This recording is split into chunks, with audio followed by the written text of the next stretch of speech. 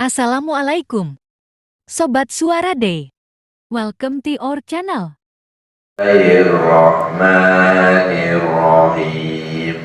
Rabbi zidna ilman, Allahumma anfa'na bima 'allamtana wa 'allimna ma yanfa'una warzuqna ilman yanfa'una. Amin. Murajaah surat Al-Mulk wa ta'awud sarang-sarang. A'udzu billahi minasy syaithanir rajim. Bismillahirrahmanirrahim. Tabarakalladzi biyadihil mulku wa huwa ala kulli syai'in qadir. Alladzi khalaqal mauta wal hayata liyabluwakum ayyukum ahsanu amala wa huwal azizul ghafur. Alladzi khalaqa sab'a samawati tibaqa ma dara fi khalqir rahmani min tafawut farji'il basara hal tara min futur thumma rji'il basara karrataini yanqalib ilaikal basaru khasi'an wa huwa hasir. Zayyana as-samaa'a ad-dunya bimasabiha wa ja'alnaha rujuman lisyayatin wa a'tadna lahum 'adzabas sa'ir walilladzina kafaru bi rabbihim 'adzabu jahannam wa bi'sal masir. Idza ulqu fiha sami'u laha shayqan wa hiya tafur takadu tamayyazu minal ghayb kullama ulqiya fiha fawjun sa'alahum khazanatuha alam ya'tikum nadir. Qalu bala qad ja'ana nadirun fakadzabna wa qulna ma nazzala min syai' in antum illa fi dhalalin kabir. Wa qalu law kunna nasma'u aw na'qilu ma kunna fi ashabis sa'ir fa'da. Alhamdulillah, kita sekarang sampai di bab ke-37. Judul babnya yaitu menginfakkan atau menafkahkan sesuatu yang disenangi dan yang baik. Di minggu kemarin kita masuk ke bab apa bapak-bapak, bab yang kemarin Mbak Muslimat, minggu kemarin babnya apa?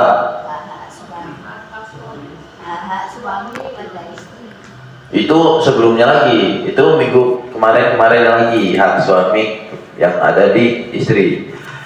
Minggu kemarin itu memberikan nafkah kepada keluarga, dan yang sekarang itu menginfakkan sesuatu yang disenangi dan yang baik.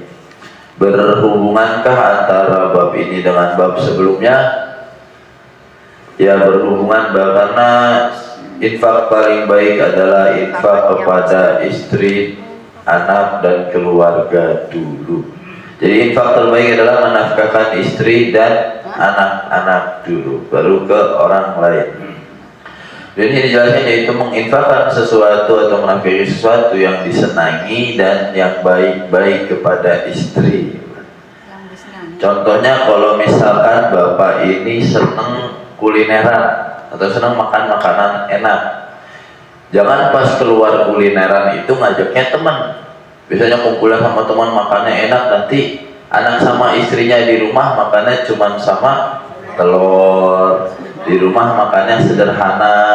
Nah gitu, jangan terbalik begitu ya Pak. Kalau emang senang kulineran, kalau bisa anak sama istri nanti di rumah itu makannya sama dengan apa yang dimakan sama si bapak gitu. Jangan sampai bapaknya makan enak, anaknya yang di rumah makannya sederhana.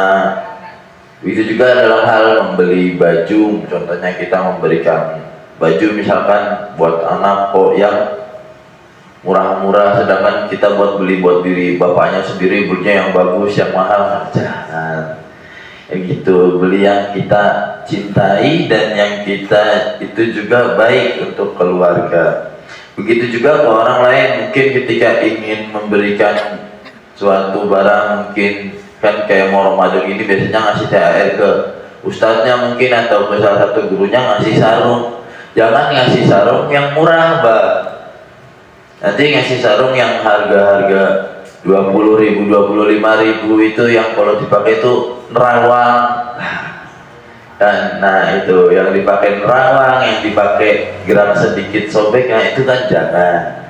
Buat ngasih ya setahun sekali yang bagus sekalian, ngasih yang jelek kan, sedangkan kita sendiri dikasih yang seperti itu juga belum tentu mau ngambil.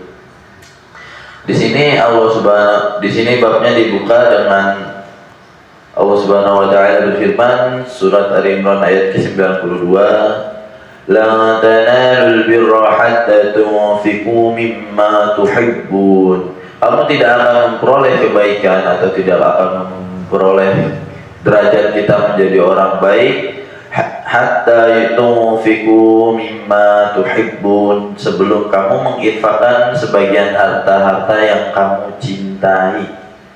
Jadi kita tidak akan mendapat, kalau kasarnya kita nggak akan sampai ke surga kalau kita itu belum bisa menginfakkan sesuatu, kalau dalam bentuk harta itu sesuatu yang kita cintai. Contohnya kita senang atau sangat mencintai baju-baju kita yang mahal, yang bagus-bagus.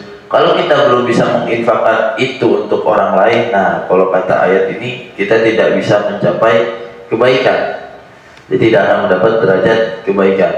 Kalau contohnya kita senang menggunakan baju-baju yang bagus, begitu kita disuruh dimintai donasi baju, misalkan buat yang saudara kita yang tertimpa bencana alam gitu, malah memberikan baju-baju yang sudah tidak layak pakai, kadang-kadang seperti itu. Jangan sampai seperti itu malah mending gak usah lah kalau yang tidak layak. Usahakan memberikan yang terbaik dan apa yang kita cintai. Kemudian ditambahkan lagi firman Allah yang kedua, yaitu surat Al-Baqarah ayat 267, Bismillahirrahmanirrahim. Ya ayyuhalladzina amanu anfiqu min tayyibati ma kasabtum wa mimma akhrajna lakum minal ard wa la tayammamul khabitha minhu tunfikuna wa lastum biakhirihi illa an tu'midu fi wa'lamu annallaha ghaniyyun hamid, yang artinya wahai orang-orang yang beriman, infakkanlah sebagian dari hasil usahamu yang baik-baik, atau berikan infakkan, atau bisa juga diartikan nafkahkanlah keluarga kamu dari yang baik-baik, dari yang benar-benar jelas antara halal dan haramnya. Sebisa mungkin jangan memberikan sesuatu yang subhat ke keluarga ya bapak-bapak. Yang subhat sebisa mungkin jangan sampai dimakan oleh anak dan istri kita semua sebisa. Kalau yang masih subhat, wah ini jenengan ngertos subhat atau bapak-bapak? Subhat itu tidak jelas antara halal dan haramnya. Jadi dia kayak ikhfa, samar-samar. Subhat itu tidak jelas antara halal dan haramnya. Kalau di Bulughul Maram itu ada di bab tentang kebaikan, hadisnya panjang, kira-kira bunyinya artinya seperti ini. Yang pertama, sesungguhnya yang halal itu jelas dan yang haram itu juga jelas, dan di antara halal dan haram itu ada yang subhat. Nah, yang subhat ini yang harus dihindari, yang asal usulnya nggak jelas, yang belum pasti halal dan haramnya. Nah, yang seperti itu sebisa mungkin dihindari, jangan sampai dibawa pulang atau sampai dimakan anak dan istri kita semua, Pak. Kemudian, dan sebagian dari apa yang kami keluarkan dari bumi untukmu. Nah, ini untuk yang bertani. Mungkin hasil tanamannya yang bagus-bagus, kayak mungkin yang ngurus sawah punya nanti ketika panen punya hukum zakat beras.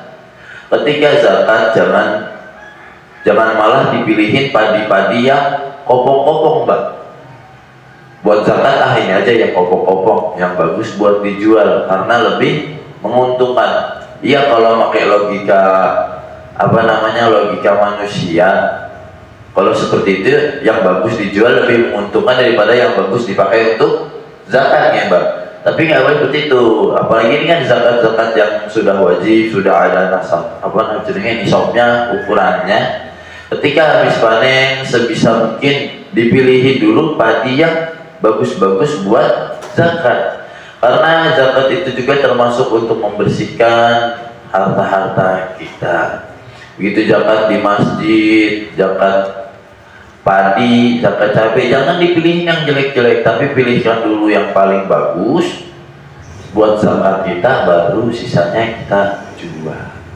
Jangan yang padi-padi kopong, yang kadang apalagi padi habis rubuh, yang udah kerendam air, banyak yang kopong yang kadang kalau dimasak pun gak bisa jadi empuk. Kemudian janganlah kamu memilih yang buruk untuk kamu keluarkan, padahal kamu sendiri tidak mau mengambilnya, melainkan dengan memicingkan mata enggan terhadapnya. Jadi ketika kita mau infak atau mau bersedekah atau mau memberikan sesuatu, kira-kira dipikir gini loh, kalau kira-kira kita dikasih itu, kita mau enggak? Jangan sampai kita itu memberikan sesuatu yang sekiranya, yang kalaupun itu orang lain ngasih ke kita nggak bakal terima itu, kita nggak mau nerima itu. Contohnya tadi, kita memberikan sarung harga 30 ribuan yang nerawang-nerawang. Kira-kira kalau kita dikasih sama sarung yang sama, kita akan mikir, mending gak usah, saya nggak mau pakai sarung tersebut karena nerawang. Nah, kalau kita nggak mau, maka kita jangan menginfakkan hal yang demikian. Yang kira-kira kita juga kalau dikasih itu nggak mau, ya kita jangan ngasih itu ke orang lain gitu loh. Sesuai yang kita cintai. Mungkin kita cinta sarung-sarung yang bagus itu, biasanya kayak yang lumrah ya, gajah berdiri. Nah, itu dipakai itu. Kalau kita senangi merek itu, yang ngasih orang lain sebisa mungkin merek yang sama dengan apa yang kita cintai, apalagi untuk istri dan keluarga. Bapaknya pakai sarungnya bagus-bagus, yang enggak duduk yang bermerek yang wah kalau dipakai itu kelihatan klimis rapi. Begitu ke masjid bareng anaknya sarungnya tembus pandang, kan juga enggak enak gitu. Kalau bisa kan sama-sama berangkat ke masjid, sarungnya sama-sama bagus, sama-sama rapi gitu. Kemudian ayat itu, dan ketahuilah bahwa Allah itu maha kaya dan maha terpuji. Al-Baqarah surat berapa? Ayat berapa tuh? Gimana? Al-Baqarah ayat berapa tadi? Al-Baqarah ayat 267. Ada lanjutannya. 267. Ya ayyuhalladzina amanu anfiqu min thayyibati ma kasabtum. Wa mimma akhrajna lakum, dan apa-apa yang kami keluarkan untuk kamu, yaitu dari tanam-tanaman. Ini untuk yang bercocok tanam atau yang bertani. Jadi ketika kita berinfak, ketika kita memberikan nafkah, bapak ini aku sebut bahwa bapak ini yang masih menafkahkan istri dan anaknya, sebisa mungkin kita memberikan kepada istri dan anak kita itu sesuai dengan apa yang kita cintai juga. Contohnya untuk memberikan uang mau lebaran, beli pakaian baru buat istrinya. Kalau bisa bapaknya ngalah, nggak apa-apa sih bajunya jelek, yang penting istri saya dapat baju yang bagus. Kan kalau istrinya jadi cantik juga yang seneng bapaknya, gitu pak. Istrinya pakai baju yang bagus gitu, suaminya kan seneng. Kalau ibu-ibu biasanya gampang ngalahan, ya bu. Contohnya di rumah masak ayam ada 3 potong, anaknya 3, biasanya ibu ngalah, udah itu buat anak-anak aja, saya tak goreng telur, biasanya gitu. Kalau bapak-bapak ngalah nggak bu? Oh, ngalah bapak? Ya. Nggak mikir anak. Kadang kalau ibu-ibu kan biasanya ngotot ya bu, wah masak nih tinggal 2 potong. Ada anaknya yang belum makan, ibu ya udah buat anaknya aja, saya makannya lain gitu. Ambil bawah. Ya kalau ngicipinnya masih nyicipin pas masak, cuman karena kurang 2, anaknya 1, bapaknya 1, udah kan. Jadi 1 buat anaknya, yang 1 buat suaminya. Ibunya ngalah masak telur, biasanya gitu ya bu. Gitu. Kalau ibu sering ngalah, di pasar juga mau beli baju bagus, terus pas sudah pegang baju ingat anaknya yang dibeliin anaknya, si ibu nggak jadi beli baju. Itu juga sering terjadi. Kayak contohnya Umi Iin itu sering ngalah ketika belanja di pasar, yang diingat Hamdani, jadi yang dibeli baju Hamdani. Yang kecil anaknya 6, kalau diingat semua ya kebanyakan, jadi satu-satu.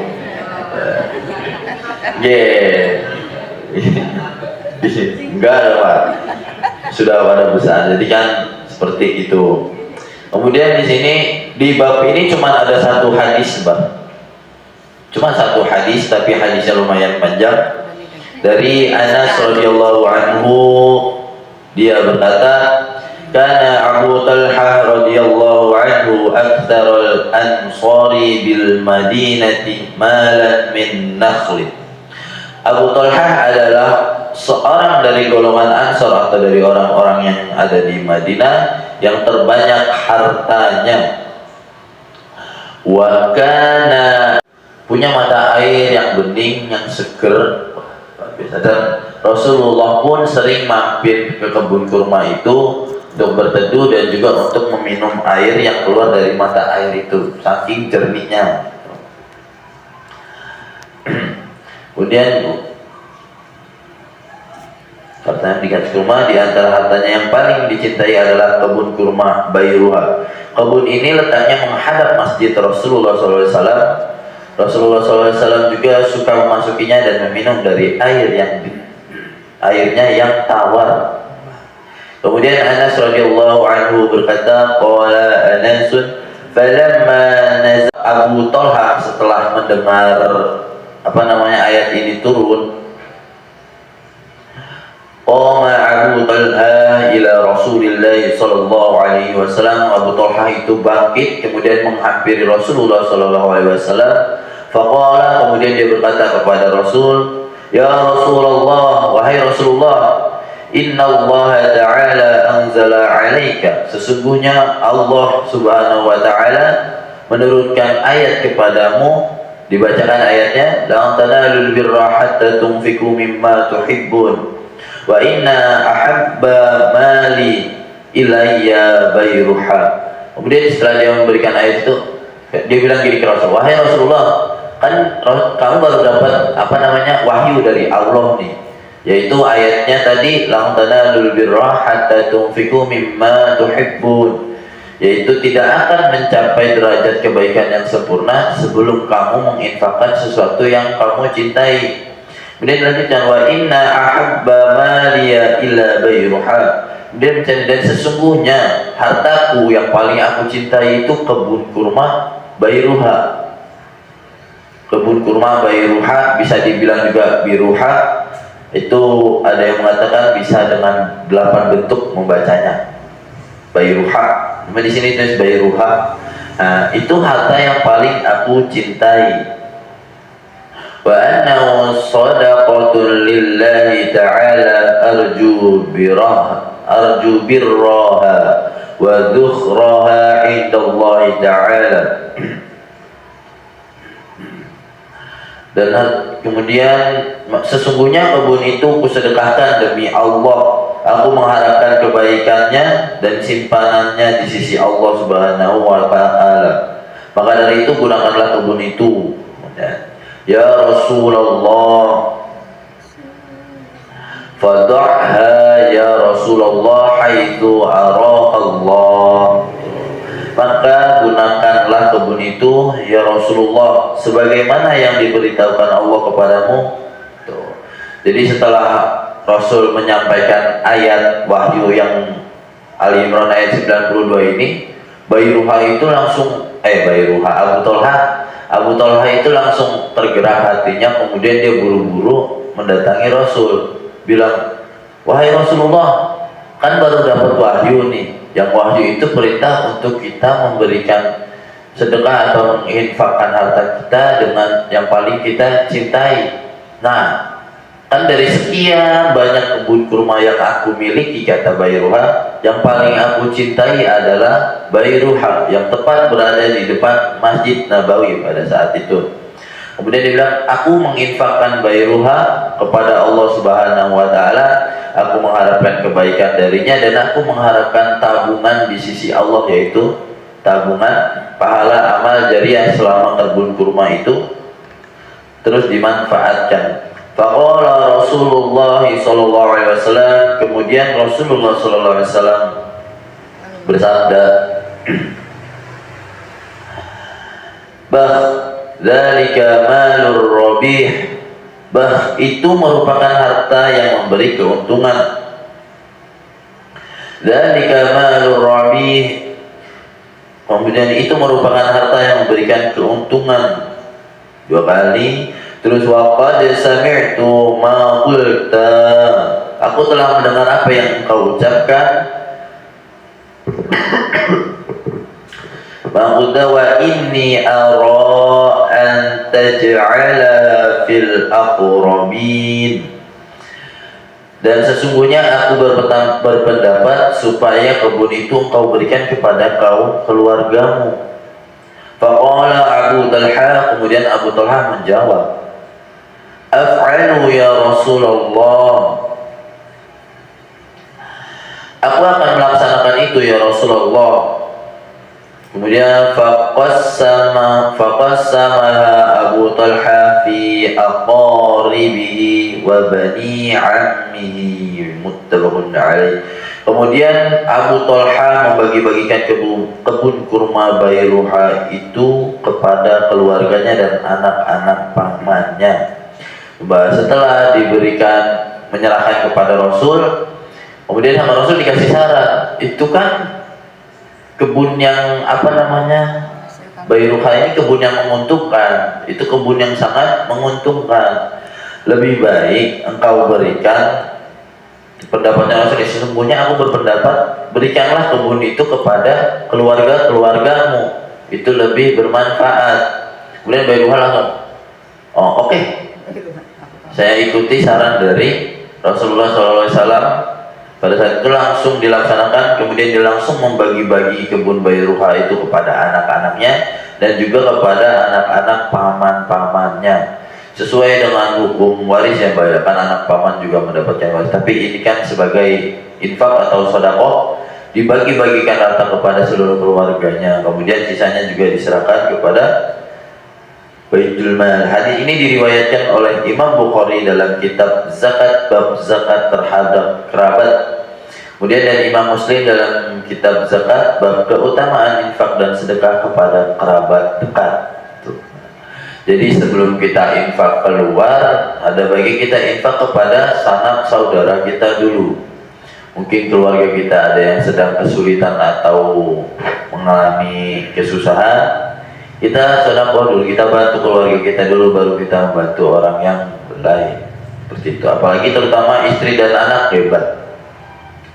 Kemudian kata thayyibun, yaitu menyenangkan dan menyegarkan. Jadi Bairuha itu kebun yang sangat menyenangkan ketika kita datang ke sana, dan juga menyegarkan karena ada apa namanya, mata airnya.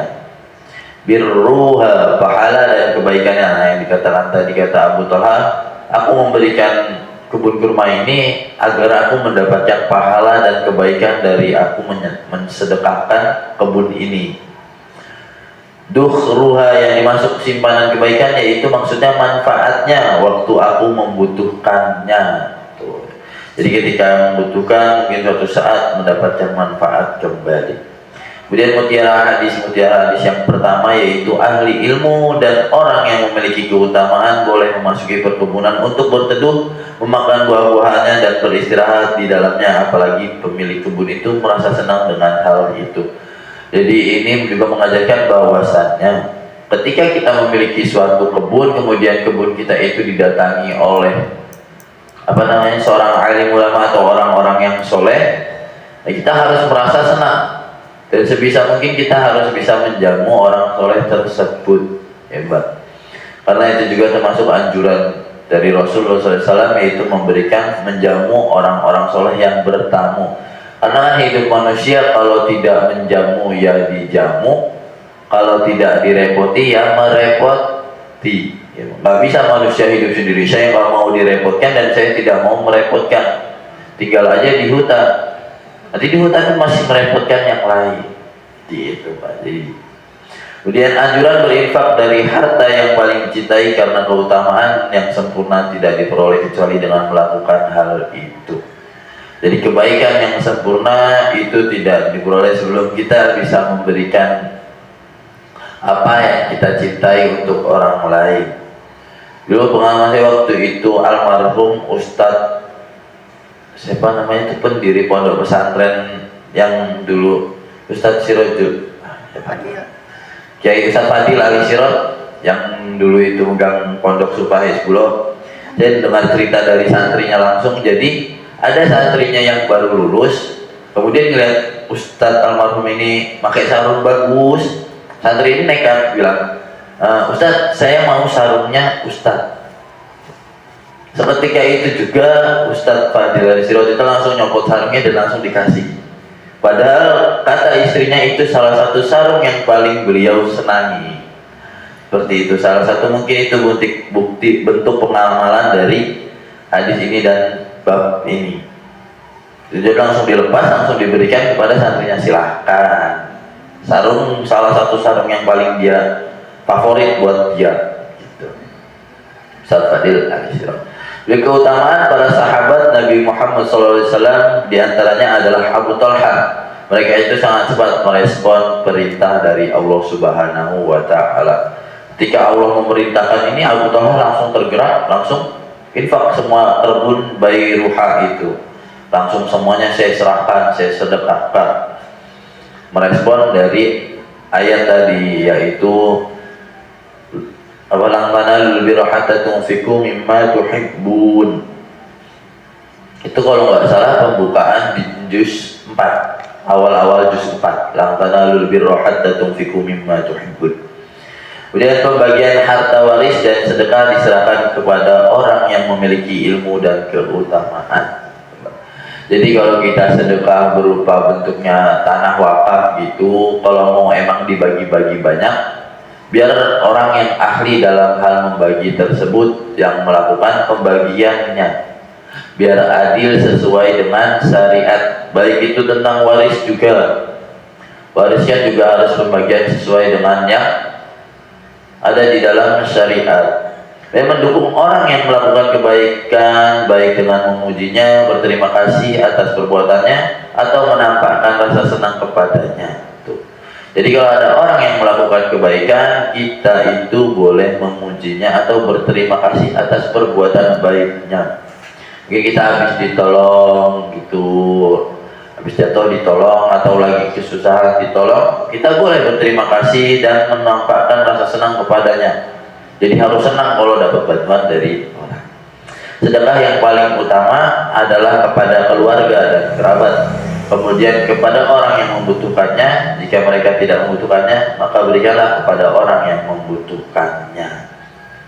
Jadi sedekah yang utama itu kepada keluarga, anak, istri, terus kemudian kerabat-kerabat terdekat, saudara dari paman, mungkin keponakan-keponakan, baru kemudian kepada orang yang membutuhkannya. Kemudian ketika kita memberikan sesuatu kepada orang yang membutuhkan, ternyata orang itu bilang dia tidak butuh, maka berikanlah ke orang yang lebih membutuhkan. Seperti itu. Demikian pertanyaan buatan Mbak. Bapak, ibu-ibu, bapak-bapak, ada pertanyaan? Pertanyaan buatan surga? Oh, sudah lewat. Kalau gitu, kalau tidak ada pertanyaan, mari kita tutup dengan Waalaikumsalam warahmatullahi wabarakatuh.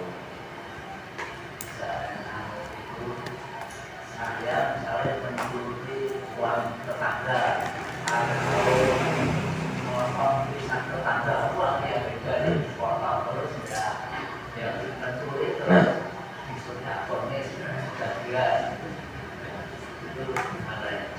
hitungannya malah kayak bagi-bagi dosa ya Pak ya.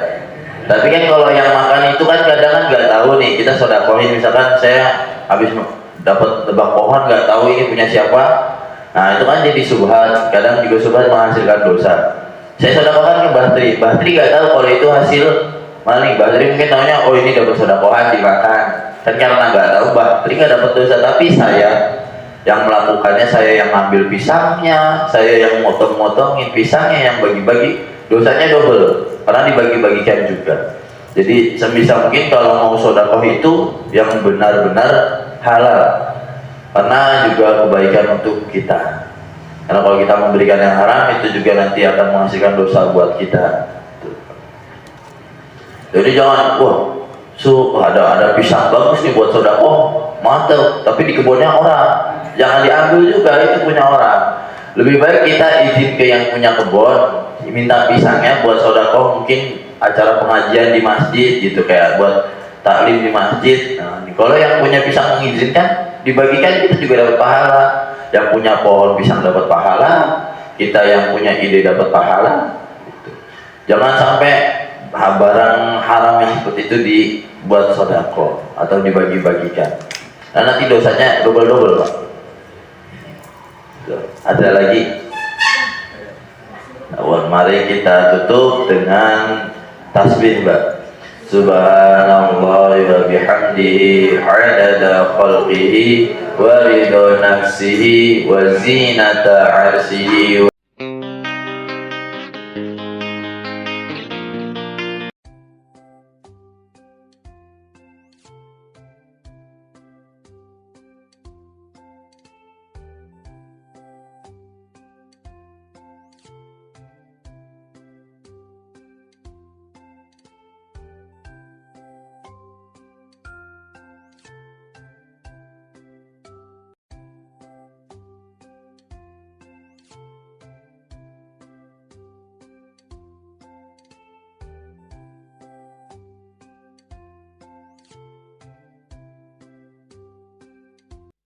Oke.